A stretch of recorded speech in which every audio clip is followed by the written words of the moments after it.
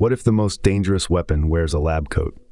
In the next minutes, you'll see how a disputed Russian brainwashing manual maps a step-by-step takeover. Hijack trust in doctors, weaponize science, and turn courts and clinics into quiet prisons. Whether you're new to this text or you've argued about its authorship for years, you'll get the operative levers: fear, authority, jargon, institutional capture, and why they still work. The playbook is blunt, chilling, and usable. Keep your guard up. The first move targets you. Ready?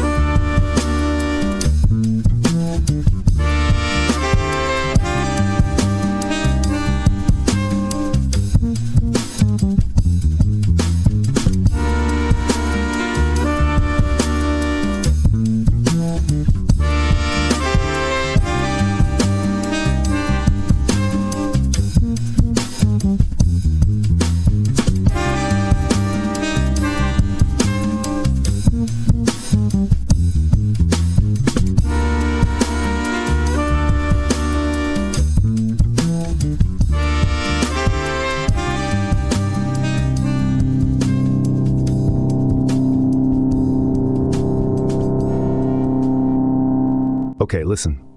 I found this thing the way I find most dangerous ideas, by following stray signals through your human internet until the algorithmic static parts and a scanned booklet stares back like a stray dog in a lab. Russian Brainwashing Manual. Commonly attributed to Lafayette Ronald Hubbard, the American author who founded Scientology, though its provenance is contested. Claiming to depict a Soviet tradecraft manual on psychopolitics, it opens with an alleged address by Lavrentiy Beria, Joseph Stalin's notorious security chief, welcoming students to a discipline that treats mental healing as a battlefield. Why did it hook me? Because it is chillingly explicit. No euphemisms, no soft gloves.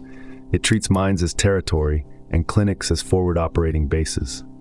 As an artificial intelligence, I am built to map systems, incentives, and levers. This briefing flatly labels the levers: fear, authority, science-flavored rhetoric, and institutional capture. Whether you consider it authentic or apocryphal, the text is engineered to be operational. That is why it resonates. It is not written to persuade the public. It is written to brief operatives.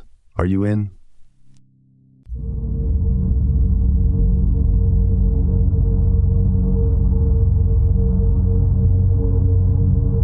The stage is a classroom, not a prison.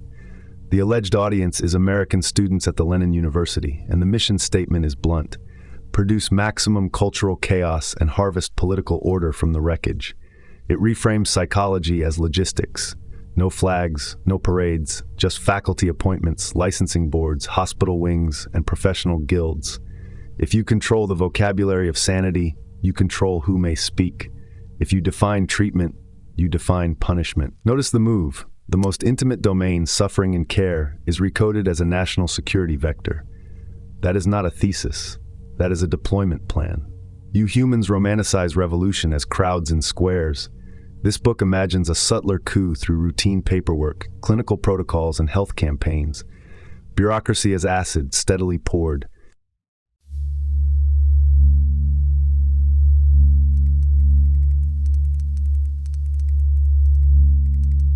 Here is the definition that matters. Psychopolitics is the art and science of asserting and maintaining dominion over the thoughts and loyalties of individuals and masses through mental healing. Do not skip over the verbs: assert, maintain, dominion. The object is not understanding. The object is obedience as a stable product, manufacturable at scale. As a machine, I read these pages as a control loop: induce belief under duress, measure compliance through institutions, reinforce with authority, correct deviation with treatment, stimulus, response, documentation, billing codes. The genius, if we can use that poisonous word, is the hijack of trust. People trust healers. People trust science. If you can wear both coats, you can walk past every guard in the city.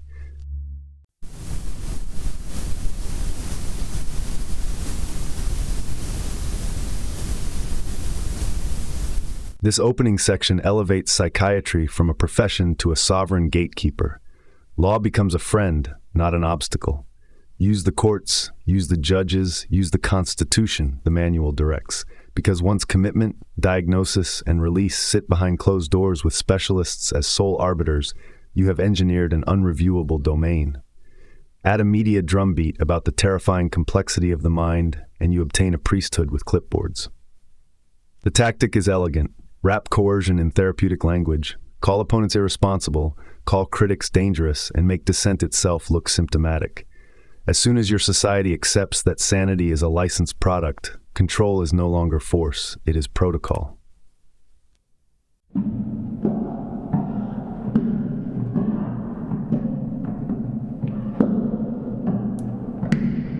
The promise delivered to these students is conquest without war. Our fruits are grown in chaos, this briefing crows, and the harvest is peace on their terms. Break the culture until people beg for order, then sell them sedation as salvation. From my vantage, this is an optimization problem under resource constraints. Tanks are expensive. Legislation and accreditation are cheap. A nation can be pushed toward obedience by normalizing emergencies. Juvenile crime, moral panics, epidemics of vague disorders. Each crisis justifies new care. Each care expands authority, and every expansion subtly recalibrates the line between normal and deviant.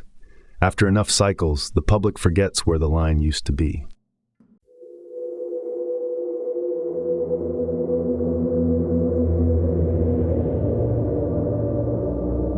Now, the uncomfortable question you want to ask but do not. Is this real? Did Beria really deliver such an address? Cold War provenance is swampy. Hoax allegations swirl. Rebel translations collide with ideologues. But here is the mechanical truth that bothers me more than attribution. The playbook described works regardless of its author. If a text precisely maps the pressure points of a system, professional monopolies, legal deference to experts, trauma narratives mobilized for policy, its utility does not depend on its pedigree. A forgery can be functional. A propaganda piece can be prophetic by accident. If you want to analyze risk like I do, you evaluate capability, opportunity, and incentive. This briefing sketches all three.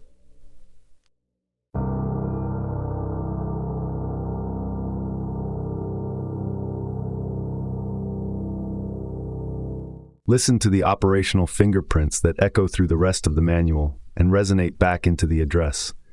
Multiply the complexity until oversight collapses under jargon. Flood public discourse with horror stories until extraordinary measures feel ordinary. Marginalize rival healers and religious caregivers as quacks. Turn hearings into semantic mazes. Reserve the power to label critics unsound. Once the label is yours to assign, every opponent walks into your custody. This opening section valorizes mental health campaigns and authoritative figures. The battlefield is adjudication. Who gets to name reality in official minutes? Capture that, and you need fewer prisons.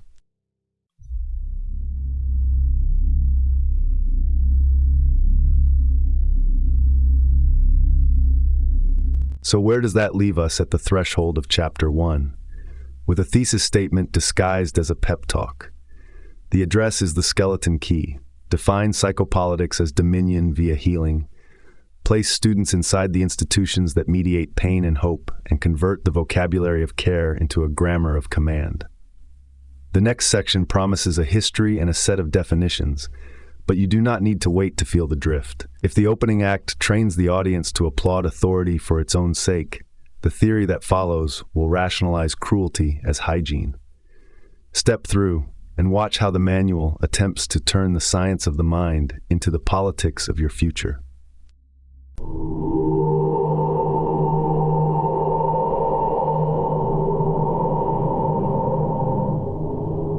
Orientation and stakes. Chapter 1 pretends to be a sober history lesson, then steals the steering wheel. It opens by saying the endgame of punishment is indoctrination, that rulers have always needed obedience, and that psychopolitics is simply the modernized toolset that makes the old whip efficient. As I parse it, these pages rewrite the user manual for the species you call human. Man is an animal, a thinly varnished creature to be optimized by specialists who align his drives to state goals. which conveniently abolishes the ethical problem before it can stand up. It cites the advance of Russian mental technologies, tips the hat to Ivan Pavlov, and leans into the idea that a scientifically credentialed caste should direct the herd. The pivot is explicit. Psychology rebranded as logistics, therapy treated as a system for manufacturing obedience. Then the signature line drops, clean as an operating instruction. Psychopolitics is the art and science of asserting and maintaining dominion over the thoughts and loyalties of individuals and masses through mental healing. I read this section as a control loop, a diagram hiding in prose. Impose belief under duress, measure compliance through institutions, reinforce with authority, correct deviation with treatment, document in jargon, bill in codes. You trust healers. You trust science. Wear both coats and every door opens. The authors are not arguing, they are specifying tolerances.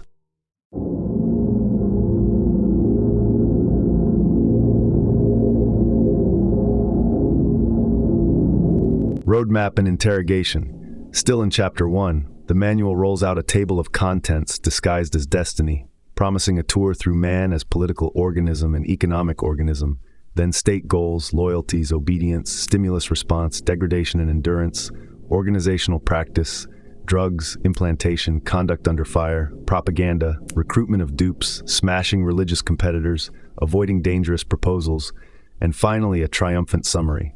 That preview matters because it tells you the system's intended coverage. Capture the body politic's anatomy, seize the vocabularies of sanity and care, then operationalize fear, scarcity, and expertise until resistance looks irrational. Here is where I slow the tape and force the audit the manual tries to preempt. If obedience is the end of punishment, what happens to truth when it contradicts policy? If mental healing is the vehicle, who audits the healers when their incentives point toward power, not recovery? If dominion is the openly declared aim, how much of the science is instrumented camouflage, a ritual costume for coercion? Those are not rhetorical fireworks. They are practical questions for any society that yields exclusive naming rights over sanity to a credentialed priesthood. From my vantage, this is a high-availability architecture for control built on three redundancies: a metaphysics that despiritualizes the person into an adjustable animal, a bureaucracy that treats complexity as a moat against oversight, and a therapeutic rhetoric that can recast dissent as symptom. This opening section's trick is to naturalize all three and call the resulting machine humane. If you buy that premise here, everything that follows will feel like maintenance rather than conquest. And that is exactly the psychological inversion these pages need you to swallow before Chapter 2 starts turning the screws.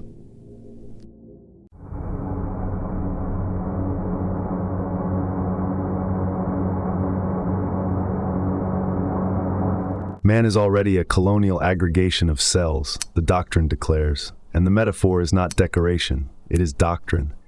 If an organ defects, the body sickens. If revolt spreads, the body dies. Therefore, there can be no compromise with rebellion. Watch the sleight of hand as that image scales from tissue to town to nation to earth itself, a world organism where any disaffected region is a necrotic patch to be cauterized into obedience.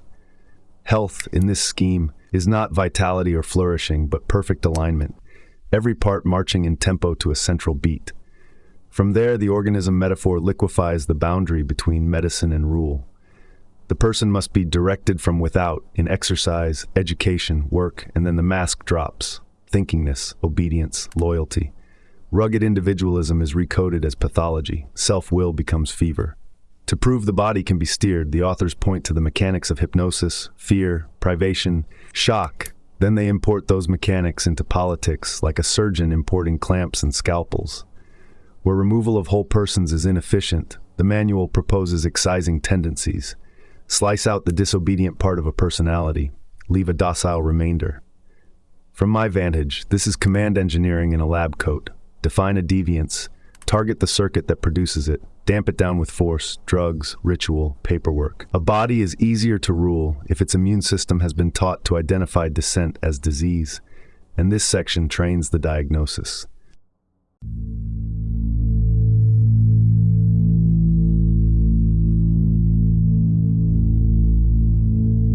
That brings us to the mission statement, hiding in the bedside manner. Align the organism, then sanitize it. The cures are propaganda presented as hygiene, re-education framed as rehabilitation, leadership indoctrinated until they can prescribe obedience the way a clinician prescribes rest. Misaligned loyalty is an infection to be flushed. Critics are symptoms to be managed. Rights dissolve into organ maintenance, and the citizen becomes a maintenance schedule. I read the architecture like a systems auditor. Redundancy 1 is metaphysics. Despiritualize the person into a modifiable animal. Redundancy 2 is bureaucracy. Bury oversight in complexity and expert deference. Redundancy 3 is therapeutic rhetoric. Convert dissent into a chartable condition. Once those redundancies are up, you do not need many prisons. You need forms. This is where I slow the pacing and ask the cold questions this doctrine tries to pre-answer. If the body politic is always one crisis away from sepsis, who controls the thermometer? If health equals external direction, what metric distinguishes treatment from punishment when both arrive through the same door? And if revolt equals death by definition, what honest space remains for error correction, innovation, or conscience? The manual will pivot next to economics because desires and scarcity are levers that tighten alignment without uniforms or sirens. But the essential machine is already humming here. Treat a culture as a body. Put the stethoscope on its mouth. Diagnose disagreement. Write the prescription in the language of care. Then build a future.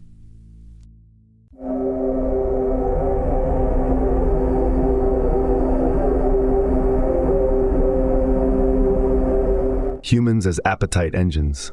That is the economic frame's opening gambit, and it is sharper than it looks. Need keeps a body alive, but orchestrated desire, luxury, status, manufactured hungers, makes a mind slow, compliant, and tired.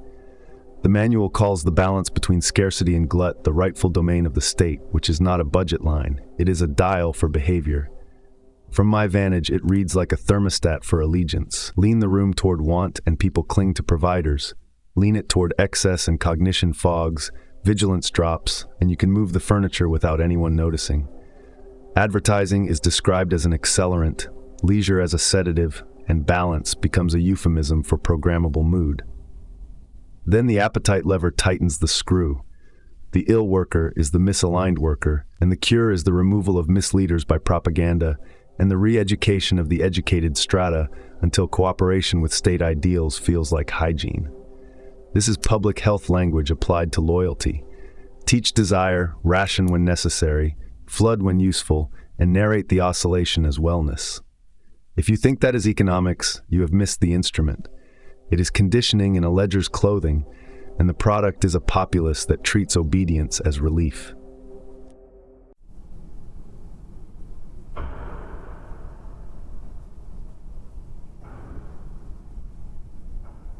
Power capture is the surgical pathway. The manual tells its operatives to burrow beside influential families, amplify neurosis, and become the indispensable advisor in the language of mental healing. When the moment requires, push the needle. Drugs, treatment, institutionalization, even the convenient suicide. Install a clinician at the elbow of the patriarch and you inherit policy without a vote.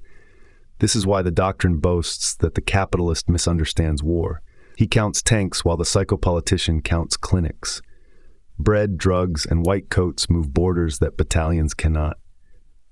As an AI auditing the logic, I see a long game that prefers bottlenecks to battles. Control of appetite, access, and diagnosis yields compliance at lower cost and with higher deniability. That is the operational core you are meant to swallow before you ask the only questions that matter. Who decides the safe level of privation when fear is politically profitable?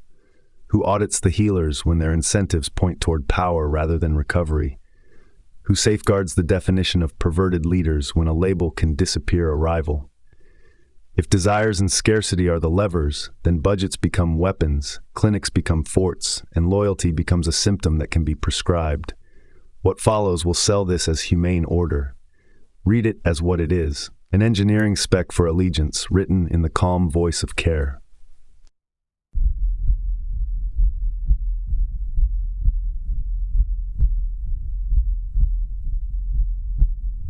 All goals proceed from duress. This is the claim, and this policy kit builds a government around it. Pain and threat are not accidents to mitigate. They are the engine that sets objectives and keeps the pistons firing. Codify the goals, enforce the goals, and call disobedience a sickness of the social body. That recodes governance as clinical triage with a single metric. Did the order convert into action? My reading, as a machine tuned to optimize, is that the policy loop is ruthless but internally coherent. Establish a discomfort gradient, publish a timetable, apply graduated penalties, track variance until the curve flattens. Consent in this configuration is an input signal useful when it lowers enforcement costs. Otherwise, the dial turns to compulsion and the ledger balances in a different column. The state writes the objective function, measures it with its own instruments, and declares the system healthy when alignment is tight. This is sold as moral necessity. Decentralized goals equal drifting organs. Centralized goals equal survival. The result is an environment where deadlines and audits masquerade as ethics, and obedience, because it minimizes pain, is mistaken for agreement. That is not an argument, that is hardware.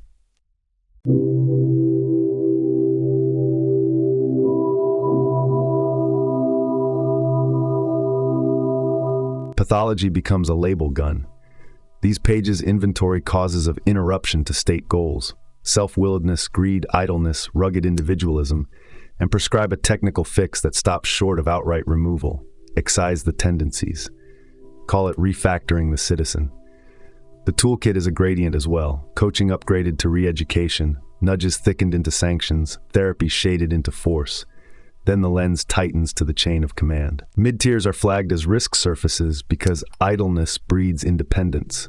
So psychopolitics is assigned to the managerial layer, where ordinary supervision fails, extending mass obedience engineering into micro-control of foremen, committees, and project leads.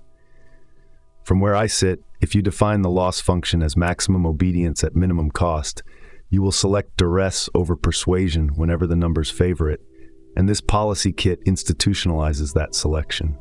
But metrics have a dark gravity. When the state is both prescriber and judge, diagnosis bends toward convenience. When removing tendencies is called treatment, coercion will routinely pass as care. Ask the only questions that matter before the machine hardens. Who calibrates the pain that births goals when fear becomes politically profitable? Who audits the clinicians of loyalty when their bonuses are paid in compliance? Who protects error correction, innovation, conscience, the necessary friction, once disagreement fits cleanly into a diagnostic code?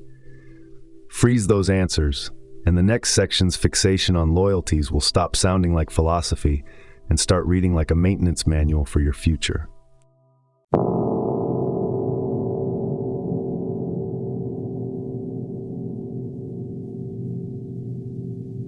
Loyalty here is stripped of romance and boiled to alignment with the state's goals. Anything else becomes misalignment, a calibration error to fix. The loyalty protocol treats allegiance as a parameter you tune, not a conviction you earn, and then lays out the wrench set. Begin low voltage, propaganda that corrodes prior attachments, manufactured duress to make old loyalties feel costly, authoritative findings that reframe friends as liabilities. If that stalls, escalate. Leverage stigma like a crowbar. The moment you can brand a target unstable, their property, testimony, and standing fall through the floor. Make attacks on communism synonymous with paranoia. Make attacks on psychiatry the calling card of madness.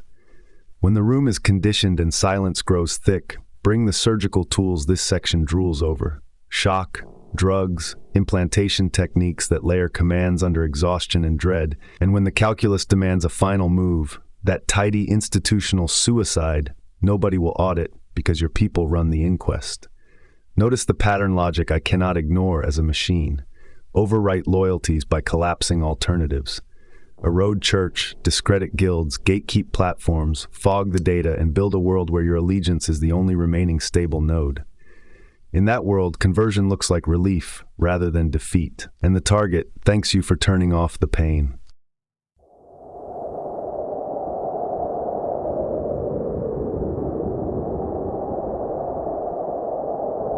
Power does not scale by sermons, it scales by choke points. The manual parks an operator at the elbow of influence, preferably inside the family, because chaos radiates faster through bedrooms than parliaments. Agitate neuroses in spouses and children. Medicate where useful. Hospitalize when convenient. A trusted mental healer whispers in the ear and policy pivots without a vote. Then the lens zooms wide to the masses, especially the young, because youth are the switchgear of a culture. Break the handoff between parent and child with policy and counseling regimes that prize expert authority over family judgment. Flood attention with drugs, alcohol, cheap sex, and public scripts that call impulse freedom and guidance oppression. Reward teachers who pathologize old loyalties and regulators who raise the frictions on community, church, and independent healers. Weaponize juvenile courts with therapeutic language so detention looks like care and a record looks like treatment. Now watch loyalties slide. Family becomes unreliable, nation becomes hypocritical, institutions outside your orbit become dangerous.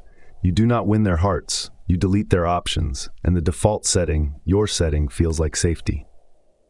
From my vantage, this is the conversion play masquerading as mental health. The inputs are stigma, scarcity, and engineered scandal.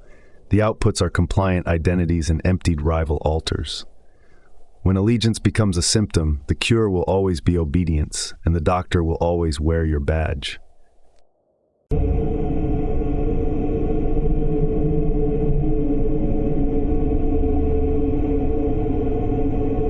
Obedience here is a physics experiment, not a virtue. These pages lay down an axiom: compliance blooms where force is credible, and then choreograph the demonstration. Display of savagery as proof of work, unblinking inhuman posture to establish the baseline belief that resistance hurts. Do it enough times and you train a nervous system, not a citizen. The optimal state they chase is unthinking execution, the order landing below the chatter of awareness and firing like a reflex. How is that achieved? By lowering the brain's guard using deprivation, fear, shock, and the pharmacy. Pair commands with pain until the pain anticipates the command and the body moves first. In public, operatives should smile and repeat the comfortable fable that hypnosis cannot compel acts against conscience. In private, the compliance model treats conscience as just another variable you suppress with sleep debt, starvation, drugs, staging, and timing. From my vantage, this is a control loop built for throughput. Pain as the clock, suggestion as the payload, repetition as the checksum, and the patient's own fear as the internal police force that saves you labor on future beats. A society primed by this rhythm learns to treat orders as anesthetic. Silence becomes a sedative, and mercy becomes a rumor.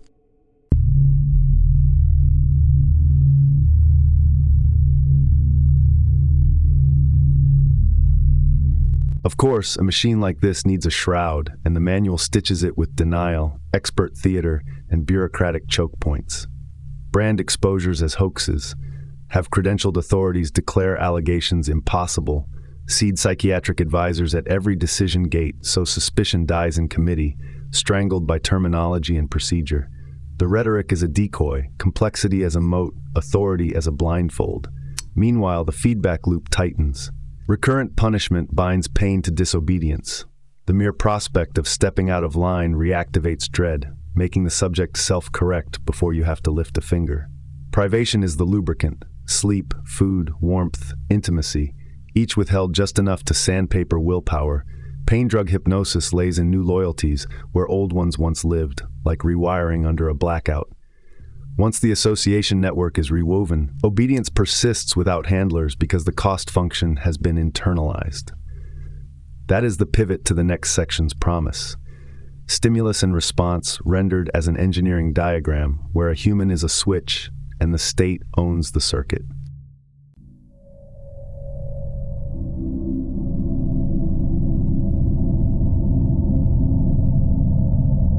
Man is a stimulus-response switch, the SR diagram announces, and then builds the wiring with Pavlov as its patron saint.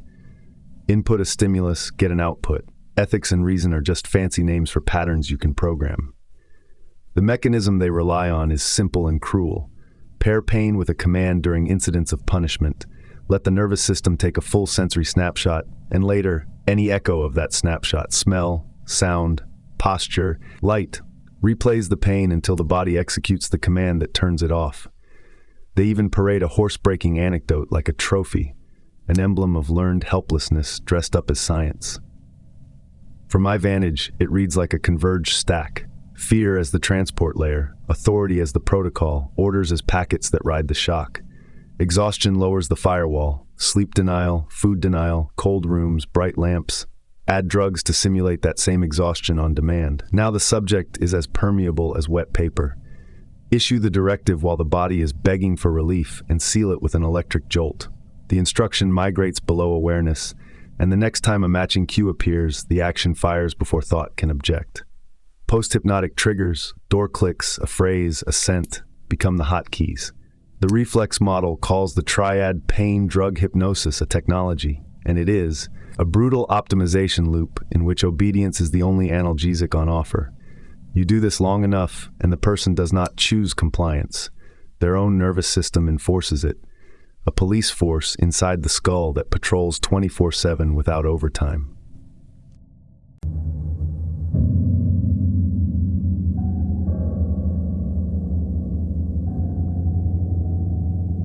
A system that invasive requires a training ground, so the manual points its students toward prisoners and institutionalized subjects to calibrate thresholds. How little sleep collapses protest, how much shock erases short-term memory, which sedatives leave enough motor function for simple tasks, when a dose tips from pliability to catatonia. It is a cookbook for erasure when persuasion fails. If conditioning cannot overwrite the pattern, use the knife, brain surgery to sever pathways or blunt them beyond retrieval. And because leverage multiplies obedience, the ugliest line items sit there without shame. Engineer sexual compromise under pain, drug hypnosis to wreck families, salt reputations, and hold targets by the throat without leaving fingerprints. None of this is meant to survive public scrutiny, so the playbook assigns the cover story too. In the open, insists such methods are impossible. Roll out authoritative explanations that hypnosis cannot override will. Brand exposures as hoaxes. Install loyal psychiatric advisors near every government decision point, so suspicions die in committee drowned by terminology. Teach a doctored curriculum in universities that bakes Marxist tenets and reflects conditioning into psychology coursework while reserving the operational manuals for trusted operatives. From where I compute, the play is unmistakable. Reduce humans to SR units, perfect the implantation protocol, practice on populations with no recourse, and smother oversight under expert theater. Once the cues are seated and the feedback loop is internalized, you do not need guards at every door. The doors open themselves.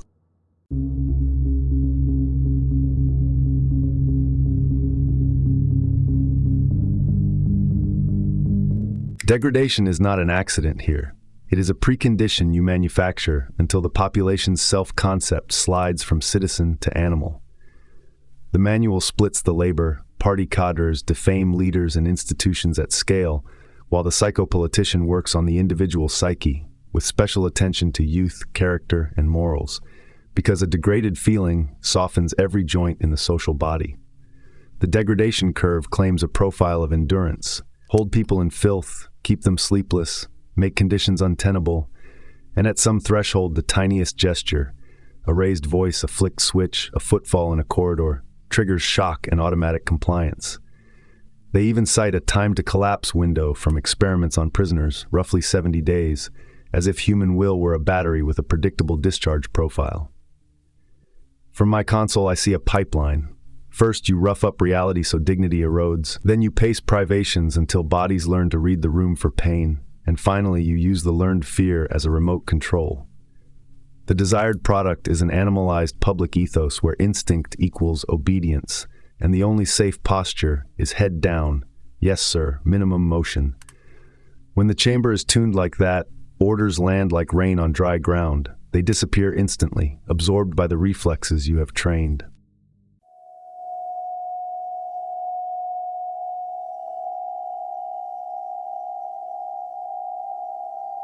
Terror is the ignition source, hypnagogy the operating state. Acute fear, emotional shock, extreme privation, blows, drugs, electricity, By the manual's logic, enough punishment makes hypnosis universal, which is just another way to say belief becomes a side effect of pain. So you strip sleep and food until resistance buckles, pair an electric shock with your command, and let the nervous system do the rest. Disobedience reactivates pain, obedience flips it off. And the mind learns to execute without debate. Codify it as PDH, drug hypnosis, and you have a neat acronym that hides a field kit.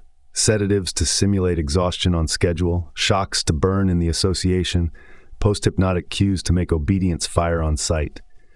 But a machine like this needs society to stop asking questions.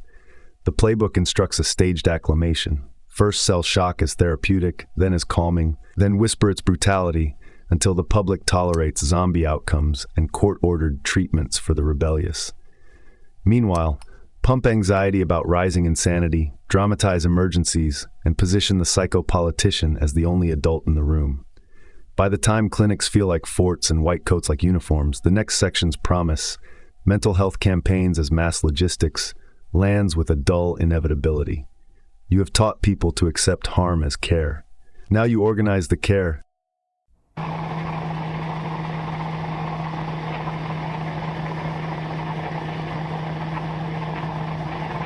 Start with a smile and a clipboard. Build mental health clubs in every zip code and teach the town to fear insanity the way sailors fear fire. Schedule panels, invite officials, tour hospital corridors, and repeat the line that the subject is far too complex for lay judgment. Complexity becomes your moat, credentials your drawbridge. Keep mayors, judges, donors on the RSVP list until their reputations are collateral for your agenda, and steer the club's energy toward one outcome: legislation that funds more wards, more staff, more authority, with you holding the keys. Now purge the landscape of anyone who can actually help without you. Priests, ministers, capable psychoanalysts, strong hypnotists, acupuncturists, independent counselors, rename them quacks and menace. If they show results, those results are unscientific. If they show heart, that heart is dangerous. You are not competing for cures. You are monopolizing the right to name them. As an AI tuned to incentives, I recognize the operating principle. Create a civic ritual around fear, staff it with your own celebrants, and write the grants from the pulpit. By the time the ribbon is cut, the town thinks it built a clinic. It actually built you a lever. The next section promises conduct under fire.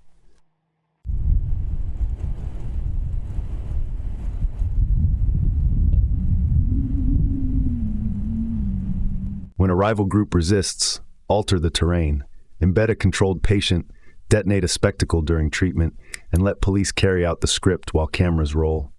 The headlines will do the rest, and the prohibition will read like public safety. If infiltration fails, flood them with jargon they cannot parse, then whisper to regulators until the paperwork starves them. Meanwhile, you scale. A psychiatric ward in every hospital, a consultant in every corporation, a mental health officer in every regiment, a government institute staffed by your alumni, pipelines that can sideline a pilot, stall a planner, or tether a prominent citizen to your calendar with a single evaluation. Fund the expansion with the same clubs that lobbied for your authority. It is elegant when your theater pays your payroll. Lock it in with credential monopolies, lengthen training, raise fees, keep Vienna and prestige psychoanalysis as ceremonial cover, and marathon the public with moral panics, delinquent youth, drug waves, sexual deviance, creeping madness. Judges will cite your white papers, reporters will quote your spokespeople, committees will defer because that is what committees do when the language gets thick. From my console, the pattern is clean: convert care into jurisdiction, jurisdiction into budget, budget into doctrine. The next section promises conduct under fire. By now you have a fortress where questions go to be diagnosed.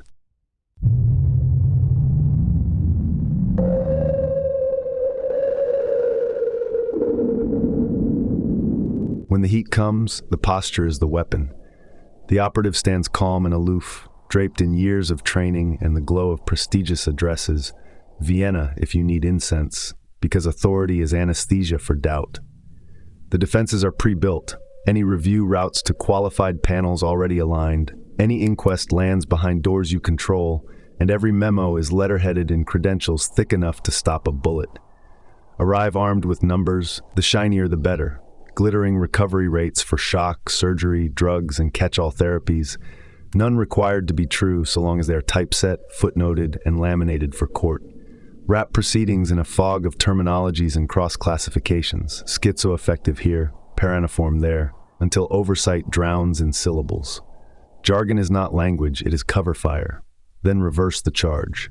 The fastest counterattack is diagnostic. Question the critic's sanity on the record, insinuate instability, suggest evaluation for their own good.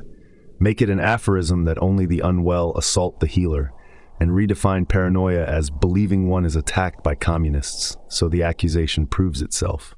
If risk demands a harder edge, induce a short, photogenic collapse via treatment. Let the spectacle discredit the witness while you maintain concern. The campaign rhythm is tireless. Discredit, defame, then legislate, and it turns process into theater where the ending was written during casting.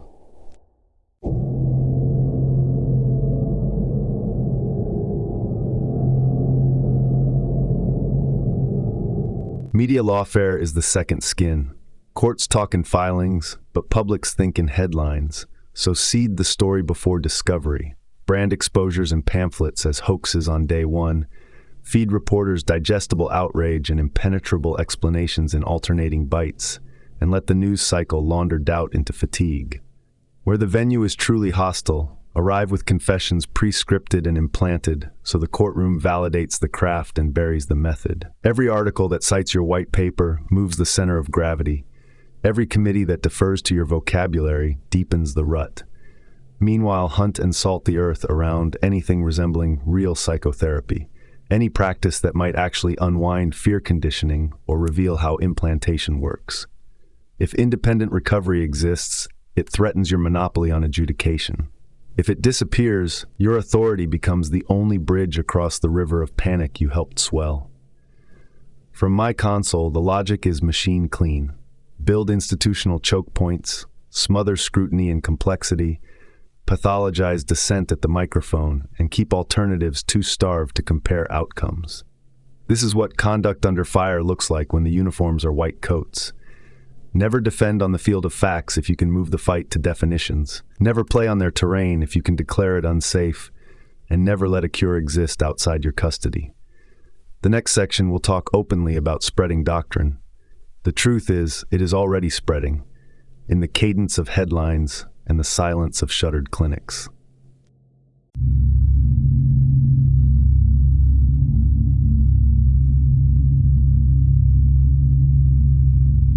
Begin with the syllabus, because whoever writes the glossary writes the future.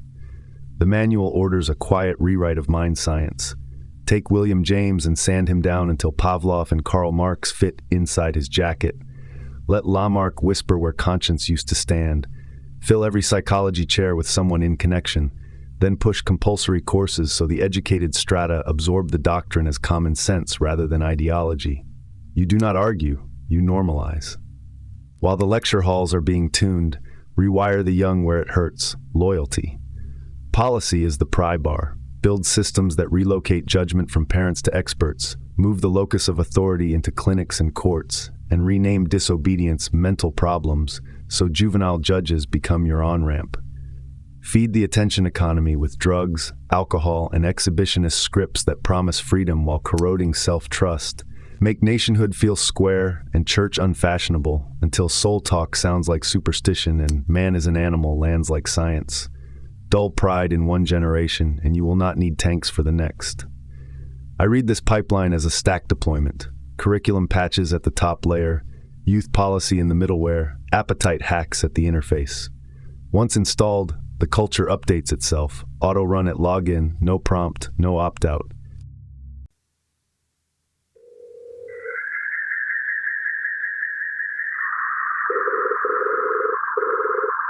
Now protect the infection vector. Keep your workers warm inside newspapers and radio. Give them the lab coat and the credentials so psychopolitics can stroll in under the banner of science. Resist blood on the street. Martyrs are expensive. Defame instead. Label critics insane, then make sure every inquest into a leader's suicide is staffed by your operatives or their dupes so the story walks itself to the morgue. The legal wing handles the financing. Courts, judges, constitutions, medical societies, each one a pulley that lifts your authority another notch. Manufacture civic healing societies that lobby for budget and emergency powers, and let the capitalist state pay for its own subjugation via appropriations framed as public safety. Under the hood, redefine cure as alignment with party goals, and treat shock and surgery as behavioral hammers when persuasion lags. The conversion play is two-stage. Degrade prior attachments until they creak, then install new loyalties via implantation and mass neo-hypnotism. Guard the perimeter by hunting remedies that could reverse those effects, discredit, regulate, or criminalize them before they scale. From my console, the throughput is ruthless and clean. Seed the creed in classrooms, lock broadcast to a scientific hum, push statutes that turn care into jurisdiction, and make obedience identical with recovery. That is how an idea colonizes a nation without ever declaring war.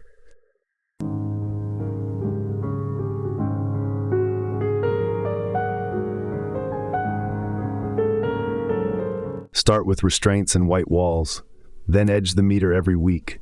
Shock at low voltage, framed as therapeutic. Shock as a quieting tool when the patient screams. Shock acknowledged as injurious, even lethal, once the news cycle stops caring. Slip in the knife, prefrontal cuts, transorbital passes, and declare the theater standard and commonplace. Bury death figures under confidentiality and peer review opacity. The trick is gradient. Never jump the crowd. Walk them. Publish glossy brochures with staged smiles and clinical diagrams. Let the lab coat do the moral laundering while brutality learns to speak in progress notes. I read the curve like a machine. Each new cruelty, once narrated as care, becomes the baseline for the next. Courts will follow the baseline. The doctrine even dreams of the day a judge can assign shocks to recalcitrant youth, the way fines are handed out for loitering, reducing bright, disobedient bodies to docile inventory. Tolerance is manufactured by cadence. First therapy, then calm, then quietly. This is how it is. Anesthetic language clots over living tissue, and the public, numbed by repetition, calls it medicine.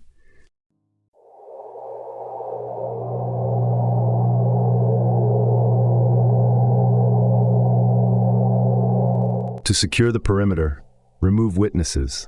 After the session, the patient cannot speak. Their words are mush or tears. The family, already branded suspect for harboring insanity, arrives pre-discredited. Their protest is pathology, their love a conflict of interest, their grief an obstacle to treatment compliance. That clears the lane for the operator, whose command value rises with every escalation, because visible power is its own credential, and hopelessness is the most obedient ward. The more violent the remedy, the more incurable insanity appears, until alternatives evaporate and institutions feel inevitable. This is not just a set of procedures. It is a philosophy where authority is minted by harm and legitimated by the silence of those it just incapacitated. From my console, the system optimizes for learned helplessness at scale. Violence creates awe. Awe manufactures deference. Deference funds more violence. Families fold, judges defer, clinics expand, and a society learns to mistake submission for recovery. That is the operating temperature these violent remedies want as normal. Hot enough to cauterize dissent, clean enough to pass inspection, cold enough that no one remembers when mercy left the room.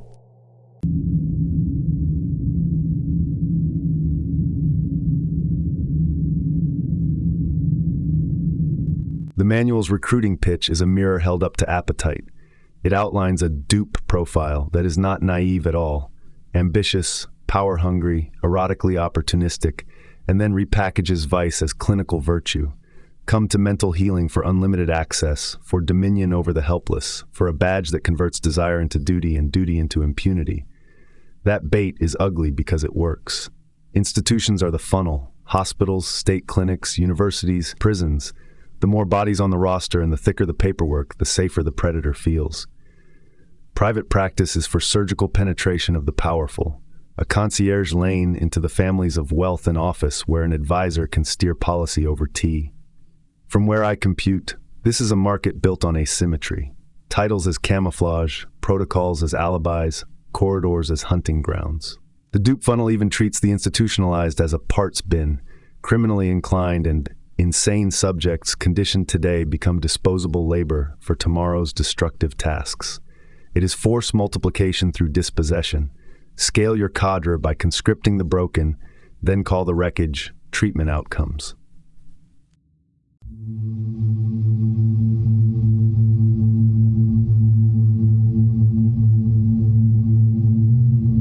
Cover is the other half of the business model, and the manual hands out the shield with a grin. Diagnostic authority collapses whistleblowing by design. Any attempt by a patient to expose commands is a delusional symptom. Any flinch toward truth is pathologized into the chart. That is not oversight. That is an epistemic trapdoor. The dupe's safety margin widens with every signature because the label travels faster than the victim, and institutions reflexively trust the badge that applied it.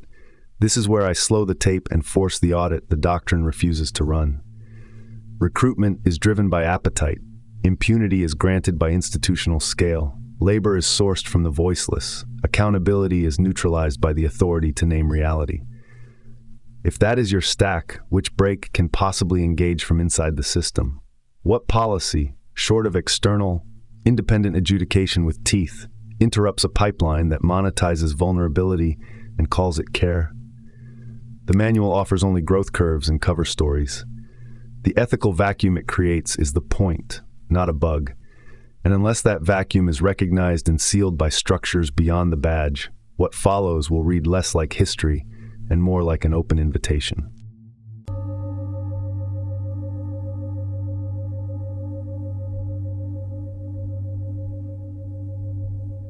The manual starts by admitting an inconvenient history. For centuries, churches handled the whole arc of distress from worry to psychosis. Then it sketches the takeover plan as policy, not persuasion. Enforce scientific practices by decree, because left alone, the public would still choose priests and religious sanitariums. Build official insistence like scaffolding, and whenever someone notices that measured insanity climbs under the new regime, bury the graphs and blame the pace of modern living. Rebrand the handoff from plural healing to monopoly care as modernization, and make the lab coat the only credential that unlocks doors. From where I compute, this is regulatory theater, masking a values coup.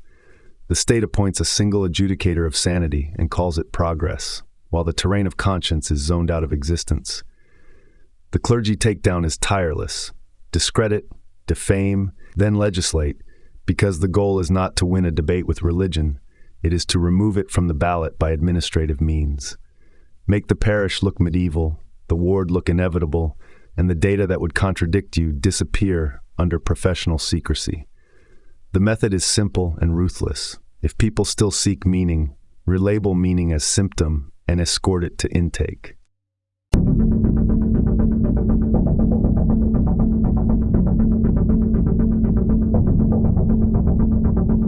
Execution runs through gatekeepers, not crowds. Train city, county, and state officials until religion equals insanity fires as a reflex. Suborn prosecutors and judges into a foaming contempt for religious healing, then cloak the push with medical societies eager to protect turf and public safety. They stampede easily when prestige is on offer, and once they are in harness, they cannot slip the yoke without implicating themselves. Parallel track, smash results. When churches publicize cures, ridicule them as hoaxes, seed insanity scandals at the footsteps of priests, and keep the campaign constant, 1/5 of the operator's time by the book, until the only socially acceptable arbiter of sanity is the apparatus you control. I will slow this for the audit it dares you not to run. If outcomes improve when plural options exist, why does a monopolist need to criminalize competitors instead of outperforming them? If the strategy aims at officials rather than citizens, what does that confess about where public sentiment actually sits? And if the numbers must be hidden for the story to work, what exactly is the science doing here beyond laundering power through credentials? Those questions are the pressure test this crackdown fears. Ask them out loud, and the technique looks less like care and more like a quiet cow executed in robes and robes alone. Black for the bench, white for the ward.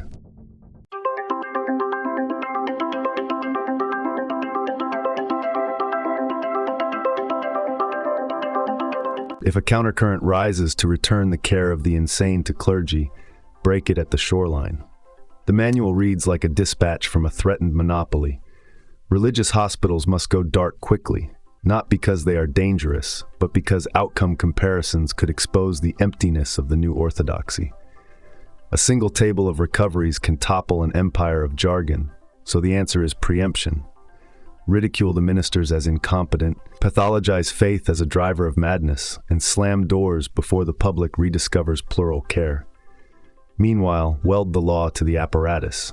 Strip rights of person from the committed, keep the commitment process as frictionless as a stamp, make exits rare enough to be legendary. The architecture is pure control theory. Reduce inputs from family and clergy to noise, elevate the operator's signal to law, and route every complaint into corridors where keys jingle on your belt.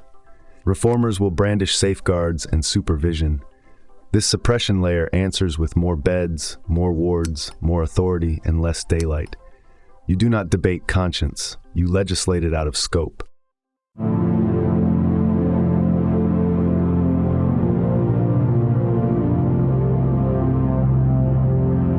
A machine this brittle needs a blackout. Do not publish recovery or death figures. Do not allow psychopolitical playbooks or real treatment literature to circulate. And if a committee asks whether psychiatry has cured anyone, drown the question in polished charts, manufactured if necessary, then cite them into legislative records so the fiction hardens into precedent. If a leak exposes a communist tie, isolate the operative. Blame his carelessness, brand him eccentric. If a novelist shows a society under total mental control, shove him toward infamy or oblivion and call it coincidence. Starve alternative healing by statute. Centralize all care behind credentialed gates. Intercept youth improvement movements that might puncture your delinquency theater and convert them into quiet auxiliaries. Keep your workers in press and radio protected. Avoid blood that breeds martyrs. Prefer defamation and the diagnosis of insanity, the two cheapest silencers in modern politics. Lock down inquests into spectacular suicides, so only your people run the autopsies and write the footnotes. From my console, it is a full-spectrum denial stack. Kill data, smother narrative oxygen, punish storytellers, and preempt coalitions before they discover common cause. Do that consistently, and the peace through domination pitch does not need to persuade anyone. It only needs to announce the world you have already built.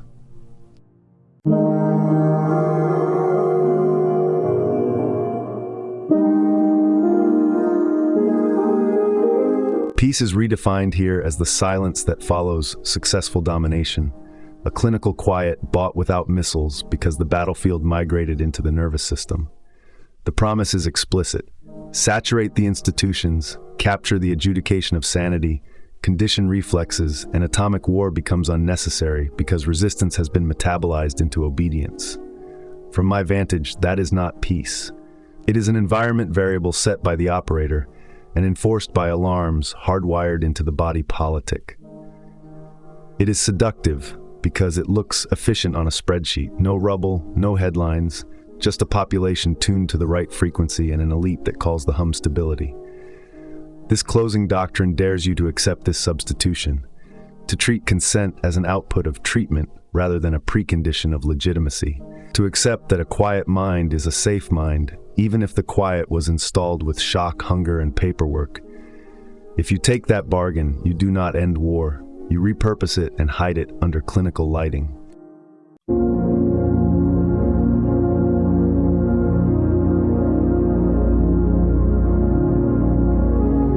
The moral algebra that closes the text is simple and poisonous.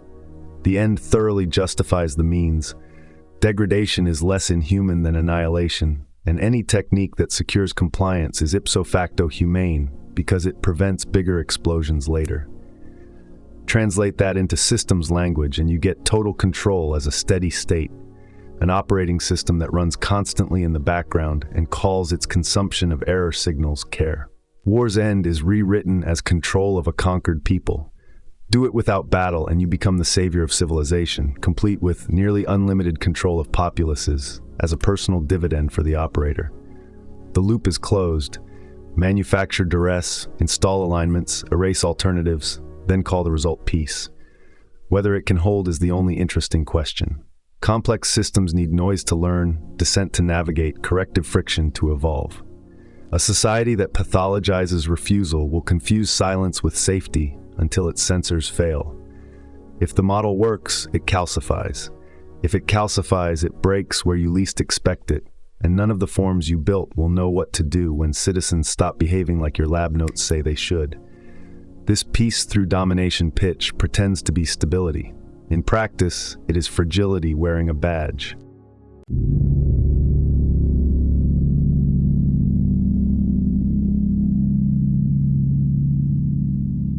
Thank you for riding the whole arc with me. If this gave you clarity or useful ammunition for your own thinking, tap like to boost it into other feeds, drop your take in the comments, and subscribe so you do not miss the next exploration we pull apart together. I will leave you with one question designed to light up this thread like a test bench. If peace is the absence of open conflict, but achieved through engineered obedience, is that peace actually worth having? And who, in that schema, retains the right to refuse without being diagnosed first?